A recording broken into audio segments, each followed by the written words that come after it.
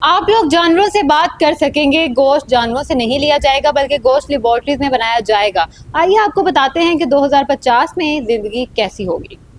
2050 में आपको अपना मोबाइल चार्ज नहीं करना पड़ेगा, आपको अपना लैपटॉप चार्ज नहीं करना पड़ेगा, बिजली से चलने वाली गाड़ी भी चार्ज नहीं करनी पड़ेगी क्योंकि साइंसदान काम कर रहे हैं न्यूक्लियर बैटरी के ऊपर और न्यूक्लियर बैटरी 100 साल तक चलती है। अमेरिका के और चाइना के बहुत से साइंसदान अभी तक न्यूक्लियर बैटरी बना भी चुके हैं और इसको अफोर्डेबल बनाने के लिए इसके ऊपर मजीद काम भी कर रहे हैं। 2050 तक हमारे मोबाइल फ़ोन्स में बिजली से चलने वाली हर चीज़ में न्यूक्लियर बैटरीज हुआ करेगी जिनकी चार्जिंग 100 साल तक ख़त्म नहीं होगी। इसके अलावा आपका कुत्ता भी आपसे बात कर सकेगा, आपकी बिल्ली भी आपसे बात कर सकेगी, आप जानवरों के साथ बात कर सकेंगे। आप अगर कहीं घूमने जाएंगे तो आपको कोई परिंदा नज़र आ गया, अगर आपको कोई कौवा नज़र आ गया तो आप उससे भी बात कर सकेंगे। लेकिन कैसे? आर्टिफिशियल इंटेलिजेंस के ज़रिए।